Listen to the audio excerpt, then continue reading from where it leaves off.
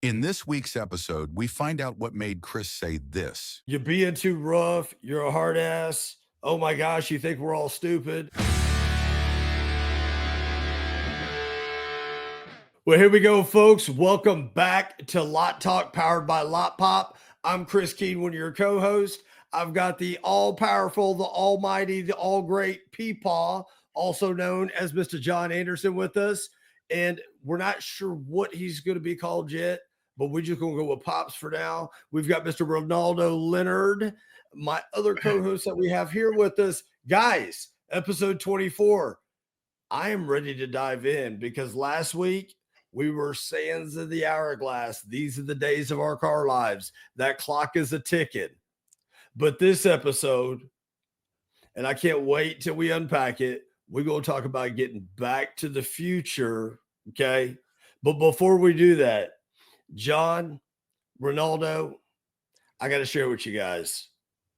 As always, we get some really, really great feedback from our viewers, from our listeners. Number one, thank you all for the feedback. Number two, there's been some feedback that came in, and I'm just going to use some quotes. I'm going to use some quotes. Be selective there.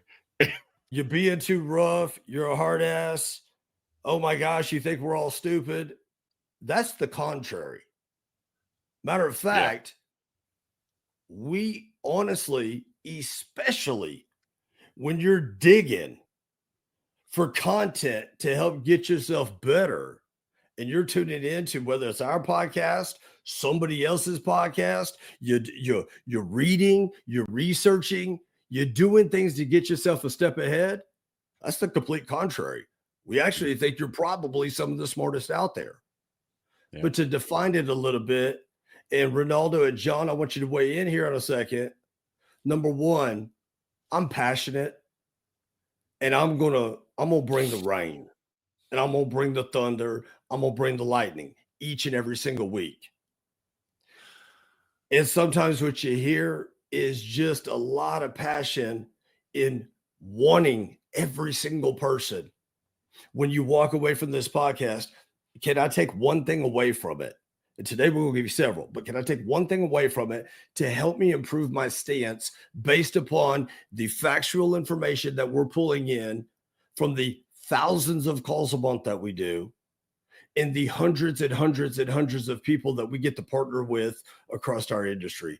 John, weigh in on that. I think we take the same approach with the podcast that each of us would take with our dealers on our weekly calls, right?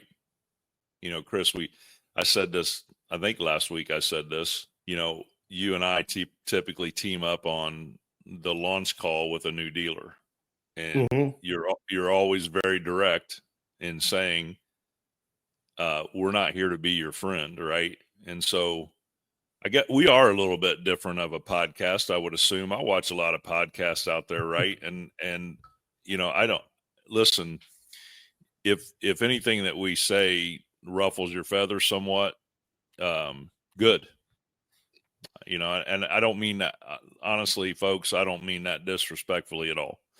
I don't, but I think some of the times that I've called into questions and went back and dug deeper to reanalyze a situation is when I was, when somebody called my baby ugly. Right. So, you know, I think, you know, in response to some of that, Chris, first of all, thank you so much for the feedback. I really, you know, we really do appreciate that. Right.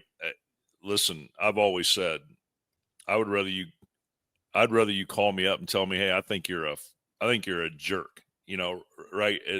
At least I know where I stand, and then I build it from there.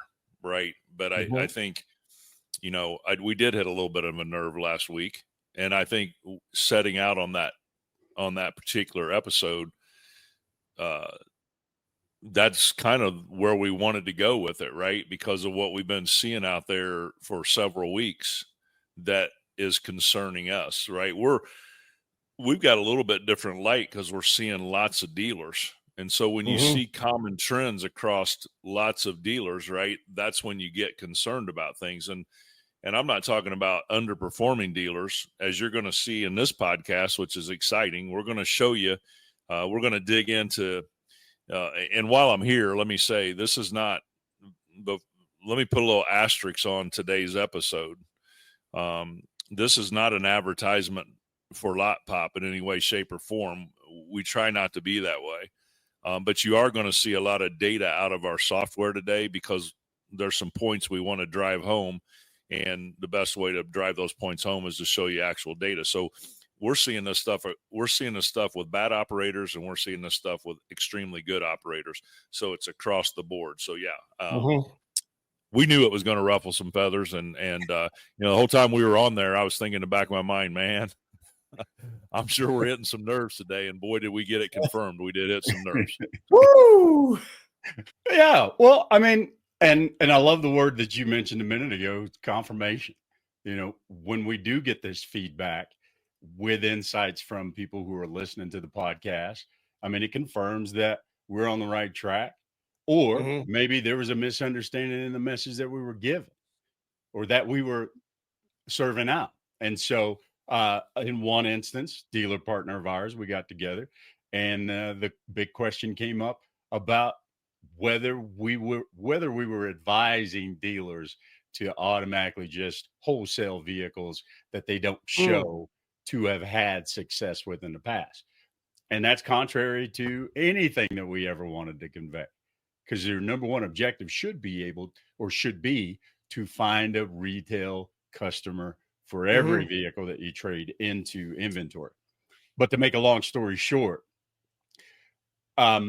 we had a friend of ours who was taking vehicles that he traded for, run it through the shop, come back with a $3,000 to $5,000 shop bill, and he pumped that thing out of there. And that was the question during the conversation: which vehicles should we punt, and which vehicles should we try to run wholesale or retail? And so once we dug into the facts and the numbers and looked at it, this is a dealer who's been telling us that they're having an issue with acquisition. Like many others. But when we dug into the vehicles that they were trading for and the vehicles that they were passing on because of the shop taking their head off, we found that they don't have an acquisition problem at all. All they have to do is continue to work the facts, peel back the layers of the onion, and the opportunities were sitting right there in their lap. And all they had to do was just kind of be diligent, be disciplined, work the facts. And I think in that phone call, we solved 3 issues for them just by diving into one particular unit that he was going to punt because of a shop bill that came in. And so I'm excited about being able to show the folks out there, the viewers and the listeners, the information that we have at our fingertips. And once again, it's been mentioned twice, this is not a LotTalk commercial, but I think that it will be to everyone's advantage if they have an opportunity to see behind the curtain, so to speak, to understand exactly how we can drill into the facts and the numbers to give them solutions to the problems that they're dealing with. And I love the fact that we're going back to the future, because we got the flux capacitor all fed up, kicked up. And I mean, there's some interesting things that are about to happen in the next 60, 90 days. I'm looking forward to being able to share it with them.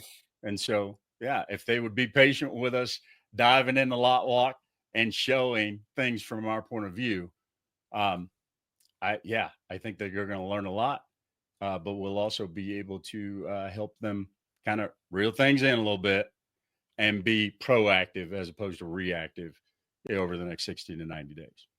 Yeah, absolutely. So Marty, let's go. I think this is important. I think this is important, Ronaldo, to your point, because I think, we've tried very hard to not make this an advertisement. So there's a lot of times we're referring to things to our listeners and viewers, and I'm sure they're thinking, where in the hell did you guys come up with that at? Right. And because we don't get in there and show a lot of these things. So I think that we see on a weekly basis as we're getting in with our dealer partners, right, as we're digging in, either training, either doing the consulting, doing the weekly meetings, but you see this stuff, and then you start to see it time and time again. So, and I'd like to apologize because I think a lot of times I take it for granted, the information and the depth of knowledge that the facts that we bring to the table, put our dealer partners in a position to be able to, dictate the decisions that they make. But I take for granted that not everybody has that technology in front of them. And so I'm looking forward to getting the feedback after some dealers that we haven't worked with before, get a glimpse into the crystal ball, so to speak, and looking forward to the feedback that we get from that. So let's dive in. Here's the thing though, even though we're going to show some stuff of how we find the information, let's be real crystal clear here with the viewers, with the listeners. What we're showing you, you can 100% do a lot of it on your own through your existing inventory management tool, through your existing CRM. The challenge though is you better go carve yourself out 2, 3, 4 hours to start inserting the information. Uninterrupted. Okay? Yeah, uninterrupted time to do this. Is it worth it? Of course it's going to be worth it. But this is something that you would have to do daily as doing it on your own. But if you just kind of want to see where you're at, and we're happy, as we've said a million times over, drop your information below. Reach out to John, reach out to Ronaldo, reach out to myself. We are 100% happy to get on a call with you and walk through your inventory management tool with you, walk through your CRM with you, and help you find some of those holes at no charge. We will 1,000,000% do that. We've had some viewers, we've had some listeners take us up on it, and we invite every single person viewing, listening. If you're not a LotWalk client of ours already, pick up the phone, give us a call. We'll carve out 30, 45 minutes, and we'll do it with you, and we'll show you some places to go to help better yourself with what you already have. Is that fair enough, Ronaldo and John? Am I allowed to take this a little step further? Come on, bring it. Well, let's jump right into it, guys. I mean, I read an article this morning, and it talked about record months in April, right? People are buyers are, all the talk about the tariffs out there, right? It's resonating with buyers, and they're moving themselves forward, and they're buying vehicles, right? And a lot of dealers had record months in April. So what automatically come to my mind is what's that going to do to July and August, when the business typically tips up, if because of all the talk of tariffs themselves forward right now? As a dealer, I need to think about that, right? Is that business going to be there later on? And so, one of the things we've been talking about repeatedly is, if I'm stocking 150 units, I better be selling 150 a month. So let's start hammering away right now. I mean, if you guys listen, this business is extremely volatile right now. We talked about this over the last couple of weeks. Things are moving and shaking fast. Buyers are moving forward. So I got to think about that as a dealer, right? If people are moving forward, then am I going to have that business down the road? And if I don't want to take that chance. So if I'm stocking 150, that should be goal number one, that I'm selling 150, right? And then we can dial everything else in, but that should be goal number one. So for the viewers that are able to watch, you could be able to watch what we're showing on the screen. For those listening in, I'll share with you what we're talking about here. I'll do my best to describe what it is. What we're seeing right now is something that we've been talking about for several weeks now, that we're having a hard time wrapping our heads around. I'm going to blow this up for the viewers, and I'm going to explain it to the listeners. What we've been trending and looking at across our industry is the days to retail turn in the used car shopper index have both been declining at the same time. And usually when you have less in the shopper index on the used car side, you typically see this black line of days to retail turn shoot straight up.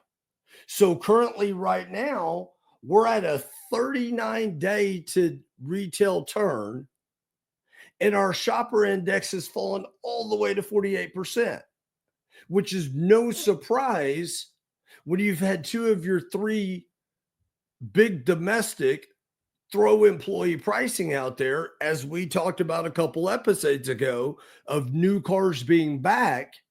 This is no surprise because now some of that shopper has moved over to the new car side, which makes sense. What doesn't make sense is this days to retail turn and the shopper index laying on top of each other in the way that they're laying on top of each other. That part doesn't make sense. But look at the two-week it's a retail fact. sold to mention Yeah. that, Chris. Our dealers that's a date. Oh, so what John is articulating here is he's talking about that retail turn rate. That's the only piece of data that we lay inside here that comes from our company here at Lotpop, is that 2-week sale rate is our dealers. And you can see very quickly how our dealers, because of that core value I was talking about here of staying 5 steps ahead of the industry, what you viewers are seeing, listeners, let me describe, you're seeing what I call the valley, how long they're staying in that 2-week sale rate drop. They're not staying there very long. They're coming back up. But here we've seen it a little bit longer, but now it's stabilizing very quickly and it's slowly starting to raise back up. Why? Because our dealers are being proactive with some things that we're going to show you today that you could actually do to have that same proactive effect. John, anything else? It looks like you're back with us. Had a little Wi-Fi problem there. No, you hit it right. But also, as we're talking about selling what you're stocking, as you're looking at this, viewers and listeners, it's 2-week sale rate right now on average with our dealer partners is 45%. So if you double that for the month, right, we're at 90%. So if you're stocking 100 cars, you're tracking to sell 90, which isn't bad, but we're falling off that metric of selling what you're stocking. We're tracking 10 units shy of that. Now, to Chris's point, you can see that raising back up. So dealers have reacted and it's starting to lift again. So I would expect when next time we pull this data, we're going to be heading in the right direction and back to on an average to selling what we're stocking because people are responding. So yeah, absolutely. Million percent. So I want to throw this in right now, because a lot of the stuff that we're talking about, and viewers, listeners, please, please, please take advantage of this. Another way that we give back to our industry is we do a university that's all circled around used cars, and it costs you nothing. Whatever it costs you to, when I say it costs you nothing, we don't charge people to come into our headquarters. We don't charge people to get the amount of information that they're going to get from our president, founder, CEO, Jason Rice, okay, to come in and talk about used cars and how to stay 5 steps ahead and how to sell what you stock and stock what you sell. We are actually coming up here in a couple weeks. We actually have on Tuesday, May 13th at our Lotpop corporate office, we have our Lot Walk University Tuesday, May 13th. You could go to our website, you can register for it, or you can reach out to us for more information to talk about things like this right here, to talk about some of the things that we've heard about on these podcasts over the last 24 weeks. We are going to sit there and give a no-charge university. And I fully expect that anybody in the Kansas City area, it really costs you nothing. It really costs you nothing because our corporate office is right there in Olathe, Kansas. Drive over to the office, take advantage of May 13th there. Okay. Now, John, Ronaldo, we see the shopper index declining. We see the days to retail turn. Ronaldo, to your point, how long is that going to last? Have we started pulling consumers ahead early instead of June, July, part of August, when we see that summer sales event happening? Mm-hmm. Have we started pulling people ahead? And if so, how do we get back to the future and curb it?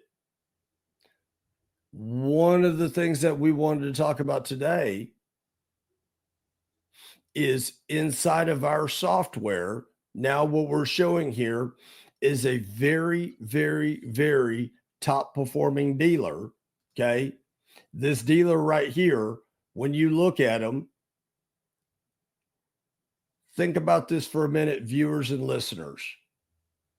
If you had 84% of your inventory that was only 0 to 30 days old, if you're selling 60% of your inventory in 2-week period of time, this is a dealer that has 145 units sold over the last 2 weeks, pacing 290 in a 4-week period of time. I'm going to say that again, pacing 290 in a 4-week period of time, and they only have 240 in stock.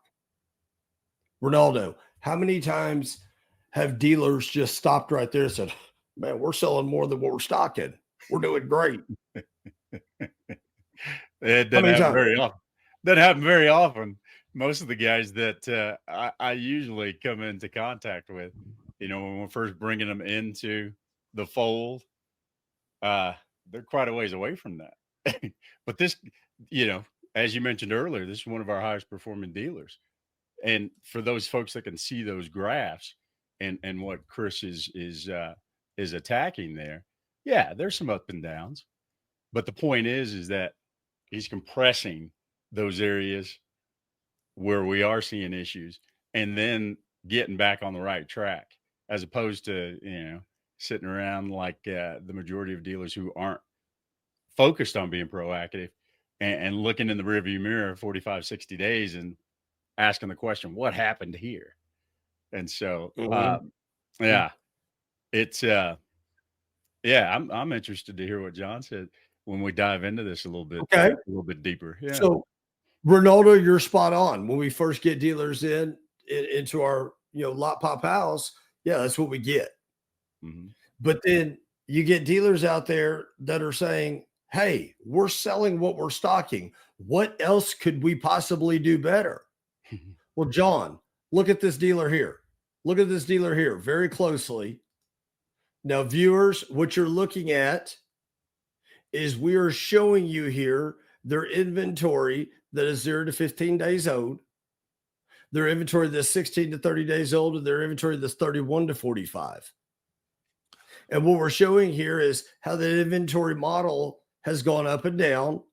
But more importantly, what we're showing you here as well, how much of that inventory are they selling in the first 15, or excuse me, the first 30? 71%. Listen close, everybody. 71% of their sales are coming from inventory that's 0 to 30. A dealer pacing 290 on 245 cars.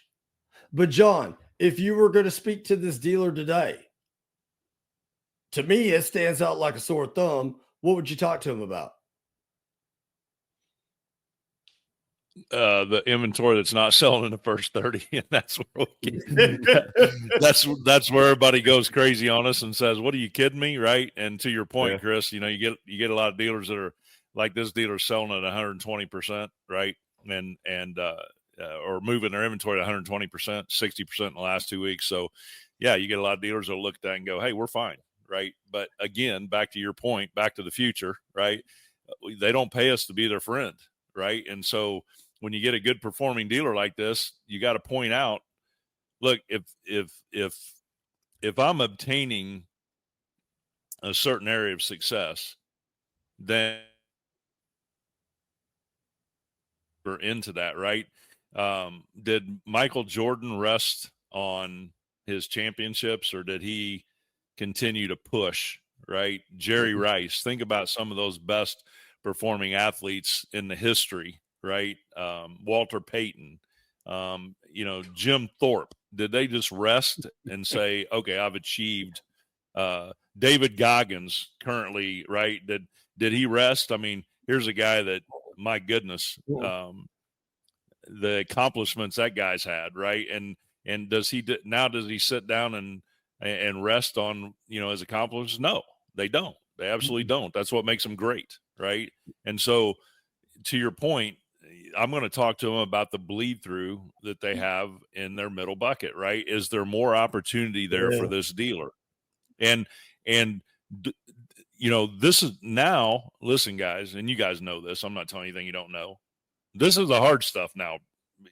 Now it gets hard, right? Now we're talking about tedious stuff that takes a lot of time, because now we got to get in there and figure out, okay, which vehicles are bleeding through and why are they bleeding through? Because to your point, Chris, if you look at that drop off, when that inventory drops out of that first 30 days, what happens to it? Man, this is a little bit small for my old eyes, but what happens to that gross markup, right? When that inventory drops out of that first 30 days, right?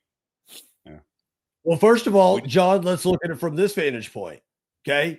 You got that 16 to 30 inventory. It looks like you could arguably sit there and go, well, Chris, we're selling it. Right. Are you though? Because look at your 31 to 45. Right. You have consistently kept feeding that 31 to 45 day old inventory. But what you were talking about, John, is right here. Now we're looking at the dealer sold. Their profit potential from that 16 to 30 at 1801 a rattle makes an $1,100, just call it $1,000 swing from 16 to 30 to 31 to 45. Yep. It's a huge drop. $1,000 swing. It's a huge drop. Yeah. And then take that and wrap your head around the fact that it's happening to 28% of the inventory.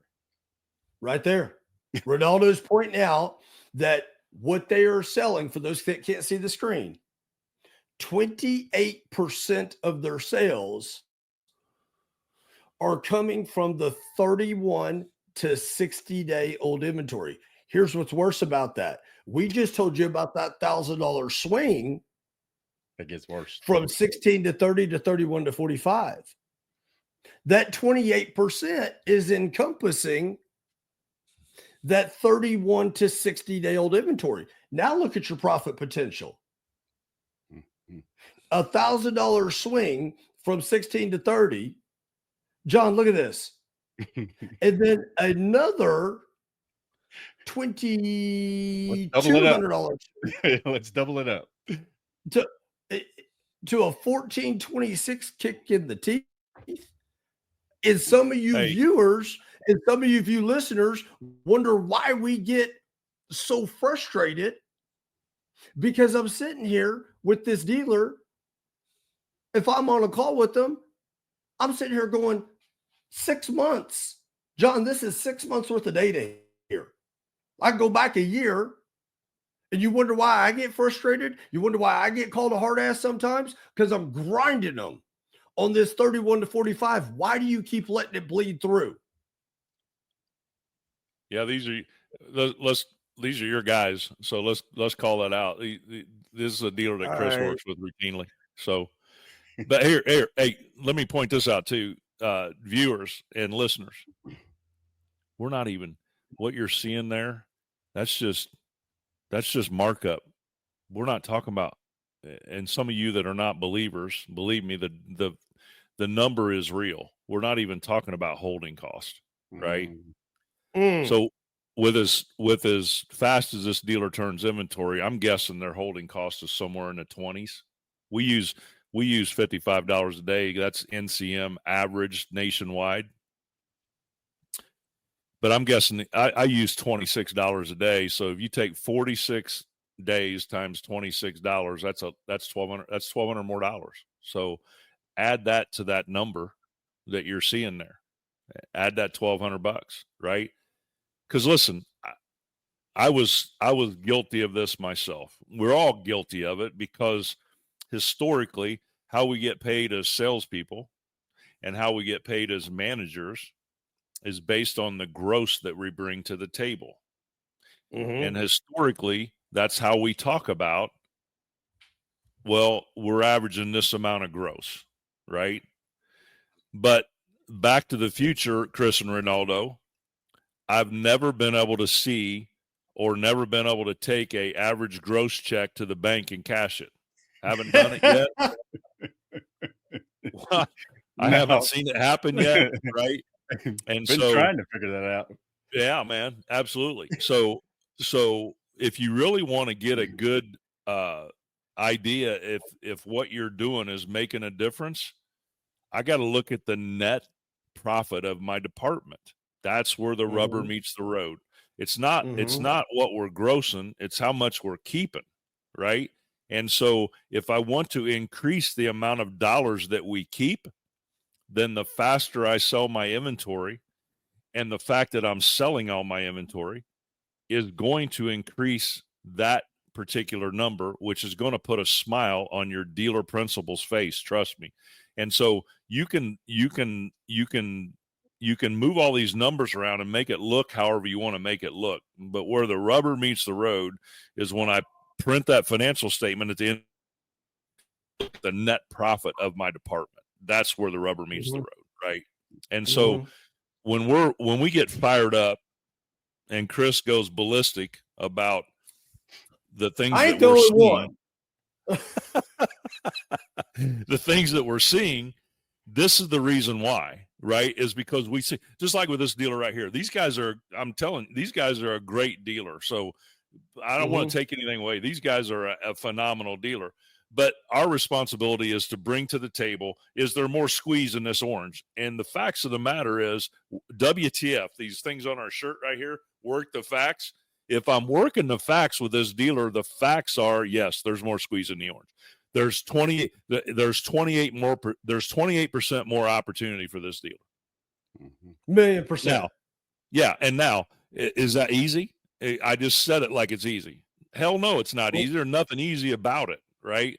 And that's what the partnership is about, is to find ways and talk about strategies, which Chris and Ronaldo, I definitely, before we leave this podcast today, I want to throw out some of those. We're going to throw out some of those strategies that can help find some of these areas that I can reduce that 28% that's bleeding through and costing me the highest point of return on my ROI of the dollars. Chris, do you remember what, I'm just curious, do you remember what the total dollar amount these guys have invested in their used car inventory, roughly? It's in 4 million, 5 million. So how much of that, we were talking about how much inventory, and then you asked how much of that. What's your stockbroker's number one job when you invest money with him? Turn your money into money. Yep. Okay. So as a manager at a dealership, what's my number one job with that money that my dealer has invested sitting out there on that car lot? Glad you said that. But hang on, John. Instead of money into money, they got to turn the metal into money. 100%. And so why do we get passionate about it? Because if I'm a dealer principal, that's no joke sitting out there, man. I got dollars sitting out there in that inventory. And every day that it sits, it costs me on average, right? Nationwide average, $55 a day at the minimum, $55 a day. And guess what, guys? sometimes we talk ourselves in as a dealer. I know I did. So I'm sitting there talking about this stuff and why am I passionate? Because I made a lot of these mistakes myself, and I want to, it's like if I sit down with my grandsons and I'm talking to them, I want to keep them from, some of those discussions are talking about things that hopefully they intercept and don't make some of the same mistakes that I made as a young man, and I can save them that headache. Right. And so, Right. uh, if we can save these guys the headache of this stuff, that, $55 a day. And on top of that, guess what, guys, when you have a car sitting on your lot, you're just like a customer. Believe it or not, your inventory depreciates. I know you don't think it does sometimes. I know I didn't think about that. Right. I wouldn't hesitate to go out and tell a customer, no, Mr. Customer, your car's not worth its payoff, because that's not realistic, because your car depreciated. Right. But then I turn around and I'm looking at my inventory, and I don't hold myself to that same accountability. Right. Oh, You don't, no. No, why would you ever do see that? it. You don't see it the same. But looking at this particular dealer, and yeah, there's an opportunity there that equates about 28%. At the end of the day, why these guys are so successful at what they do is because they're focused on making little piles of money into big piles of money. And Chris does a fantastic job of digging deep, rather than saying, hey, yeah, okay, you're pacing to, what is it, 129 was the percentage they were turning the inventory? Yeah. 120%. If Chris would have said, you guys are doing a great job, keep up the good work, continue to do A, B, and C going down the road, then eventually you'd see that yellow line start to creep back up again. But just like all the guys that you mentioned, John, you're talking about Michael Jordan and Walter Payton and Jim Thorpe. They were always looking for the hard stuff to do to get 1% better every single day.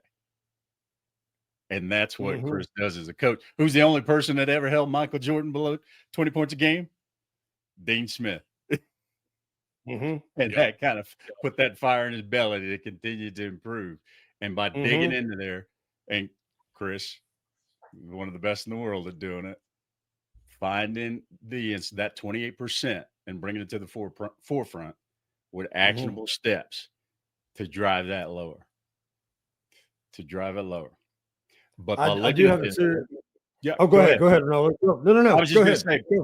Yeah, I was just going to say, but being able to see that data here in this format kind of clears things up for a lot of the dealers that we work with on a daily basis. But having having that additional eye to drill down into it and say, okay, that yellow line concerns me. What do we do in order to move those sales up to those two green lines and kind of give us the opportunity to increase the return that we're getting on that investment? So, number one, John, you mentioned Jim Thorpe. Didn't you two play football together? Yeah. So we did. I made him much better because I was terrible. So I made him much better. The only question I think about Jim Thorpe and this picture of him at the Olympic Games, the leather helmet. He had on two mixed max shoes. Yep. Yes. So I wanted to ask if John gave him that left shoe that he was wearing, would he win a gold medal? Would a gold medal with the shoe that was too big for him. Yeah, I didn't mean to pile on. No, that's okay. The part of the story that nobody knows is he had a blowout in one of them, so he asked me to borrow one of my shoes. So yeah. Brett's over there backstage Googling Jim Thorpe. Who the hell's that? Yeah. All right. So he's a PGA golfer, right? Wrong Jim Thorpe. Wrong Jim Thorpe. We've sat there and showed the viewers today. We've talked about with the listeners today. And listen, anybody could go in and tell you your baby's ugly. My question, though, is that's what's going on. That's the fact. Your baby is ugly, at least in the 31 to 45 and 46 to 60 day world, your baby's ugly. My question is do you put lipstick on the pig, or do you sit there and now show them how to fix the challenge? And that's one of the things that viewers, listeners, I would tell you. If the problem is bleed through into your middle buckets, this is where we're going to highly, highly, highly recommend go into your inventory. And what I'm showing you on the screen is how we actually go into a dealer's inventory and do this. We go in and look at that inventory that's not 31 to 45 or 46 to 60, but we're catching it at the choke point. And we're saying, hey, let me look at this inventory that's 0 to 30 days old. And of your inventory that's 0 to 30 days old, here's what I highly recommend that you go do. Go identify all your inventory that's 0 to 30 days old that has no activity on it. It doesn't have a showroom up. It doesn't have a internet up. It doesn't have an SEM, SEO, your website up. It doesn't have any activity on it. And you got to start looking at the merchandising of this inventory. Does it have the correct photos? Does it have the correct comments? Is the photo quality good? What is it that the consumer is seeing when they click this vehicle? If you forget software for a minute, it's no different than when you looked out there on the lot and said, oh, I've got this 23 Bronco. It's been sitting there for 3 weeks now. Man, have we even cracked a door on it? If we have, does this thing smell like a bag of cheeseburgers because the salesman decided to take it to lunch and the guy in the back seat forgot to take his bag of burgers out? You'd sit there and you'd walk out and you'd grab the jump box because you're a veteran, and you grab the keys and you'd go out there and you make sure it started. You make sure it didn't have a bunch of dummy lights on. You make sure it smelled good, looked good, all 4 tires are up, and it wouldn't beat to hell on the outside. Then you would take that vehicle and you'd move it from point A to point B. You'd rip the vinyl stickers off. You'd put new stickers on it, put a gorilla in the back, and put 800 balloons on it. Then you'd walk inside the house and you'd call all the salespeople to the sales desk, and you'd go through your uplog and you'd start seeing, hey, does anybody got a customer on this? And then when everybody said, no, I don't, or wait a minute, I had 6 customers that were looking at something similar to it. Hey, great, guys, go call them because I just changed the price $500 and I moved it from right here to the ramp, or I moved it up on point. But you moved it and you merchandised it and you changed it and you freshened it up and you made sure it was right. Folks, I'm telling you now, if you don't believe me, go check it. You're getting more ups in your digital dealership. And you got all this inventory. If this was your store, 123 pieces of inventory with no ups on it. You got to make a change and start with the merchandising. If you were paying close attention, the one thing I didn't tell you to do was go right to price and cut the price. Go double check and make sure it's even make it to your third parties. Make sure you didn't have a problem in your feed. Okay. Go address that inventory. But the flip side of that coin is when you have that opportunity to sit there and go look at your inventory that is 0 to 30 and it is getting activity, get that uplog out and go look at the 192 active leads on your inventory that's 0 to 30 days old. And you don't have a pricing problem. If you take it old school, is it the money? Is it the machine? Or is it me? Well, there's 2 things you can eliminate out of there to start with. And that's the machine and the money, because ain't nobody sitting there inquiring on a rig that's overpriced and looks like crap. So you got people that doesn't raise their hand on the rig. Go look at the quality of the follow-up or the quality of the overall body of work that your BDC team or your salespeople or sales managers in general, are you TO in these deals? And if you're not, do it. John, what's your thought? Hey, you're spot on, brother. I mean, look, we named this episode Back to the Future, and it was a great name because this is what we used to have to do physically on the lot all the time before the internet made us. And I'm going to say it. And I know I'm going to get some backlash, but before the Oh, internet shit, made here we before the go. internet made us lazy. Just lazy. I'm Oh, glad man. you said it, not me. No, I'm just saying it is. It does. It makes me lazy. I mean, look, because you can find anything you want. You can find anything you want in 30 seconds on the internet. So, guys, think about that from your customer perspective.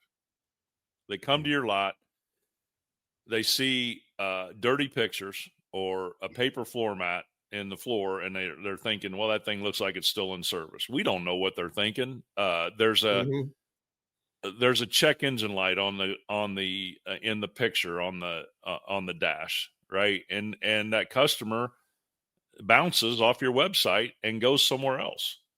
Listen, how easy is it for them to visit another dealership nowadays? They used to have to drive. You don't have to drive anymore. You don't have to drive anymore. Yeah. So, this is the things that we used to have to do. We used to have to go out there and pull our team. That's where, when you look at our software, you see a lot of names like Lot Walk, Lot Party. Those all came from what we used to have to do on Lot Party. I did a Lot Party every Saturday morning. Once all the salespeople got to the dealership, we did a Lot Party. We go out on the lot, and I would, as a salesperson, I did Lot Party. You go out and walk the inventory and talk about the cars, right? And so, yeah, Chris, you're spot on. The only thing I might add to what Chris said is, dealers, I would start with your bucket jumpers, and I'm using that. That term was affectionately. I learned that from one of our performance engineers, Coach Rollins. He called them bucket jumpers, right? It's, if you got a vehicle that's 26 days old in inventory, right? You're 4 to 5 days from that vehicle jumping out of that first 30 bucket and maximizing my return and going into that 31 to 45 day bucket. So I would say, as you're attacking these things, like Chris mentioned, I would look at anything that's close to being a bucket jumper and get on it and try to prevent it from jumping out of that bucket. You can address those ones that have already jumped later, but I want to try to grab those ones that are close to jumping out of those buckets, because I know when they do. You look, what Chris showed earlier for viewer showed earlier, where you see that drop off, and that's with every dealer. As your inventory ages, I think they're not being realistic about how they're pricing their inventory.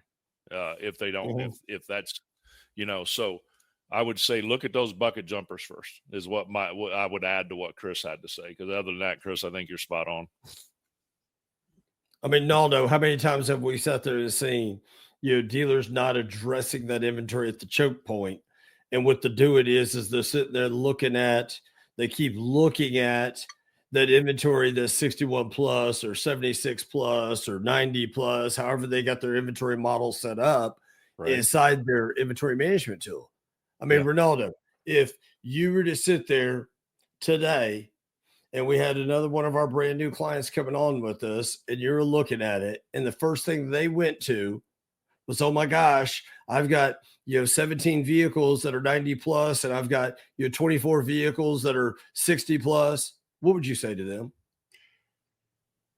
I'd say, let's go and focus on the top of your inventory, that fresh inventory, okay? And figure out where our choke point is. Concentrate on everything above that, because you're going to keep doing what you're doing and keep getting what you're getting. If you're focusing on those problem units, that aged inventory, guess what happens? You get rid of what's there, because that's where your focus is, but the rest of it comes just tumbling down on you. And so you're always focused on trying to correct that aged inventory. So let's focus on the fresh stuff. That's where we make our money. That's where we make our bones. Let's focus there and just stop letting that inventory bleed through on you. And I looked at a dealer last week, and I mean, it's fabulous to see the dealer that you were illustrating everything with today, being at 28% in that second bucket. So 28% with the dealer that I saw last week. But the flip side of it was that 65% of it was below that 28%. So had a real problem. And we were doing 11% in the first 30. We'll get them lined out. But that's the exact same suggestion that I made to them. Let's focus on the fresh inventory. Okay. And let's get our sales staff involved in following up with those leads that you've invested so much money to generate Quality, that activity on those units. Quality follow-up, Daldo. Right. Absolutely. And then we will begin to see the tide turn. As long as you're disciplined and don't start reverting back to your old habits, we'll work out of it pretty quick. And so we've got a goal in front of us in the next 40 days to kind of flip that, so that we're looking at 65% coming out of that fresh inventory, and hopefully we can make a dent in that 28% that's in the middle bucket. But time will tell.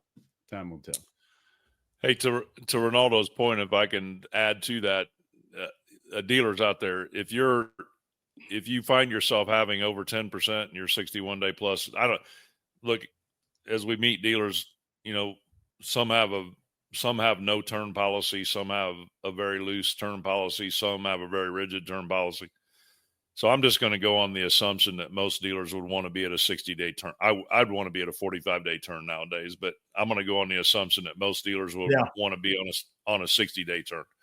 So if you have over 10% of your investment dollars, your used car investment dollars sitting over 10% in that 61-day plus, your middle bucket needs to be at 20% or less. Now, if you're a partner of ours, we say 25%, but I'm talking to those dealers that have a high percentage of aged inventory. If you want to cut that off, as Ronaldo and Chris have affectionately called it the choke point, if you want to choke that off, then I've got to keep that middle bucket consistently, not up and down, not getting down to 19% one day, and then the next day it jumps back up to 30%, right? Consistently, I've got to keep that at 20% or less. And I'm not going to sit here and say this is 100% play. You might occasionally have a car that drops out of there. But what I am saying is if I can keep that at 20% or less of my total used car investment, then that 61-day plus inventory should be cut off. That should be the choke point. And then as Ronaldo and Chris have both said, then you start working your way up to bring more gross to the table, right?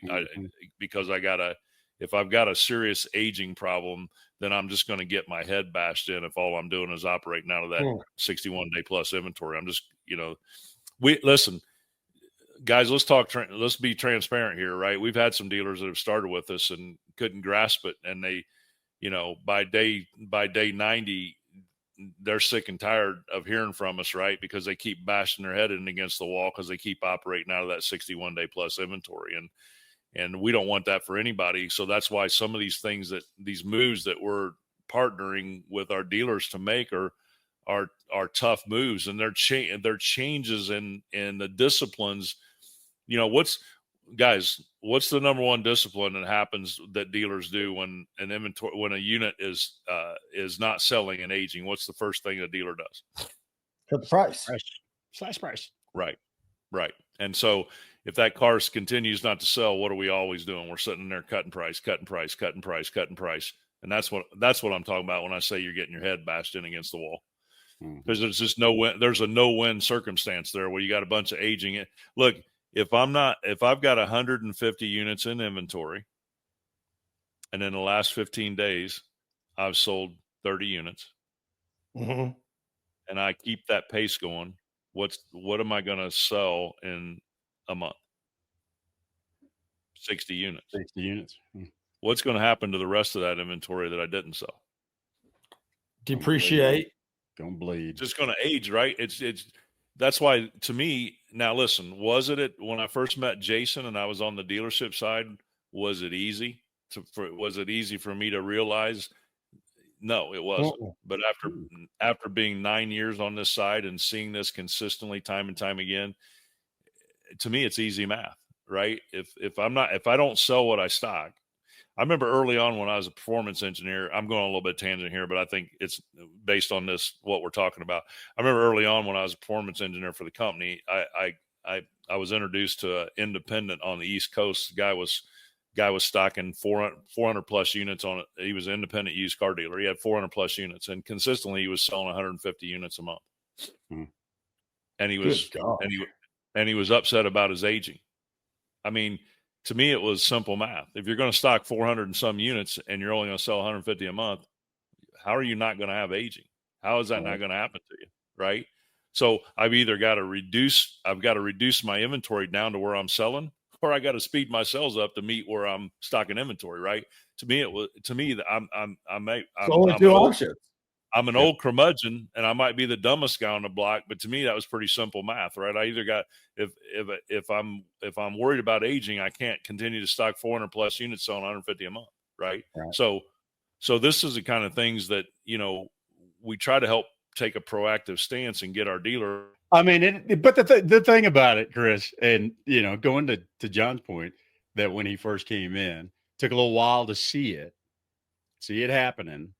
But once you see it in action, I mean, it changes your whole perspective. And, and then you do begin to see that those simple math equations and start to apply it on a daily basis. And that's the benefit of the dealers that we work with and partners that we work with, is that, they've had their knees skinned and they've been scalped a time or two, even after we've told them, hey, this is what's about to happen if we don't take these measures. And, and that's the back to the future part. Yeah. Because you we're hear me 5 steps ahead. Right. Absolutely. And you've heard me say it a million times. Half of the people we talk to are from Missouri, and they say, show me. And when they get shown, then that's the best way to learn a lesson, because you'll never forget it. I knew it was coming. They told me it was coming. And when it got there, it's like, oh man, I should have listened to that. But should have listened to that. Yeah. But I want to follow up with what John offered up earlier. If a dealer's out there and they don't know what their numbers are, they don't know how the inventory is set up, they don't know why they're missing the mark and not selling what they're stocking, please give us a call.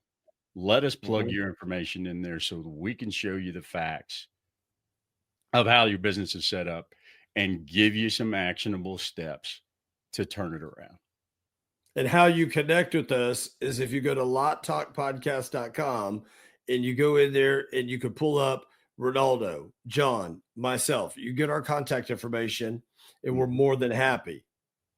I want to throw one last little piece here, because it came to my brain just now when dealers that may be listening to this, you may sit there and go, well, cool, you can sit there and sell what you're stocking if you just play whack-a-mole with the gross, and if you just start cutting your price and cutting your price and cutting your price, buddy, you're not in the, if I'm a dealer, I may be sitting there saying to John Anderson or Ronaldo Leonard or Chris Keene, you're not on the retail side. You're not dealing with tariffs, taxes, trade wars.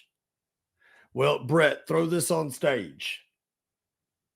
You're right. We're not dealing with that. Same dealer.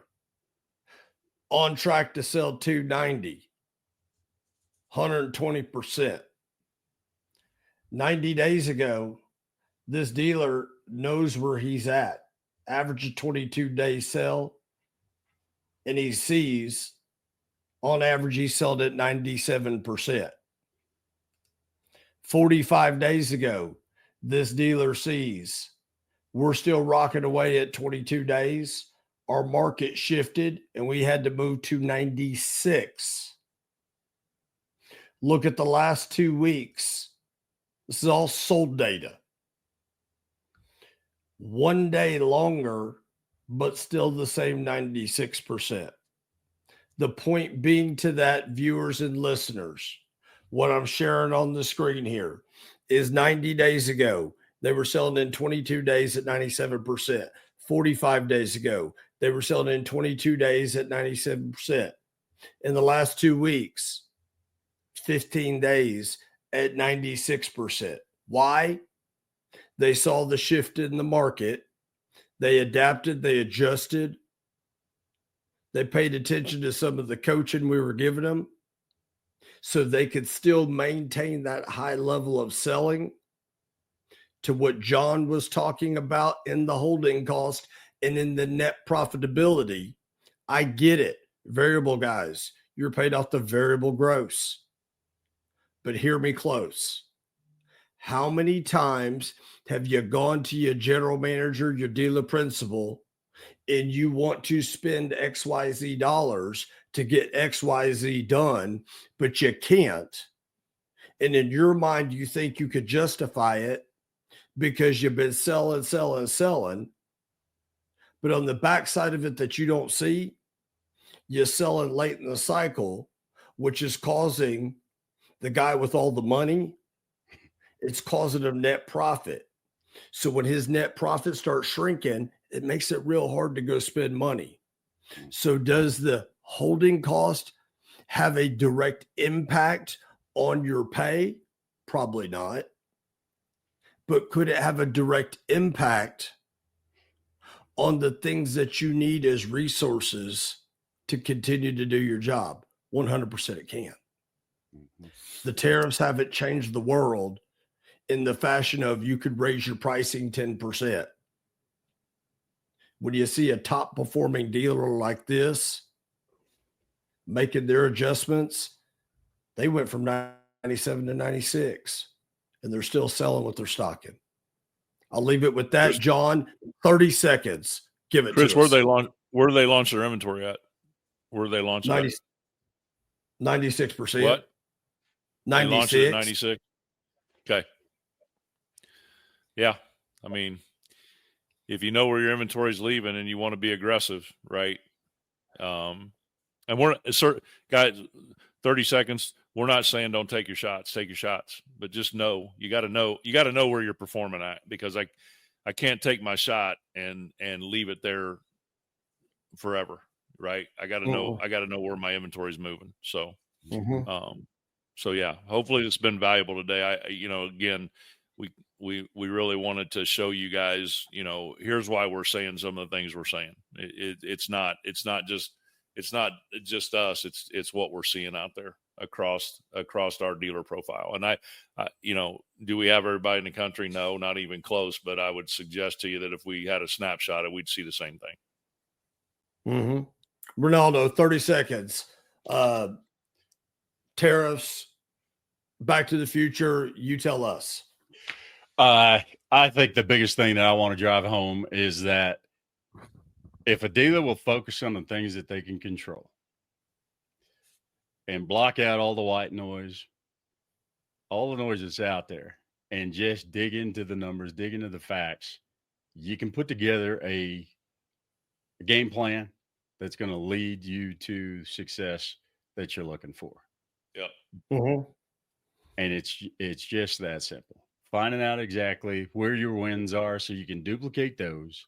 Find out where you're losing so we can mitigate loss moving forward, but get set up in a situation where we can be proactive as opposed to reactive. That's all day long, every day, baby. That's it right there. Yep. So to recap today's episode, okay, look at your inventory. Find your choke point. Look at your inventory. What's not getting activity? Don't go to price. Go to your merchandising. Go to your photos. Look at your inventory. What's getting activity? Are we doing quality of follow-up? Are we TOing these deals in the virtual dealership with the same high expectation of TOing a deal in the brick and mortar? If you look at that inventory and understand that 0 to 30 that isn't getting activity, how do I drive the activity to it? And if it comes down to pricing because you're way off the map and you tried to take your shot and you're 22 days later Well, the consumer public speaking to you. You took your shot and you did it for 22 days, probably for 17 days too long. So address that inventory. Look at your pricing, guys. Find that choke point. And if you need help with it, one last time, LotTalkPodcast.com. Reach out to Ronaldo, reach out to John, reach out to myself.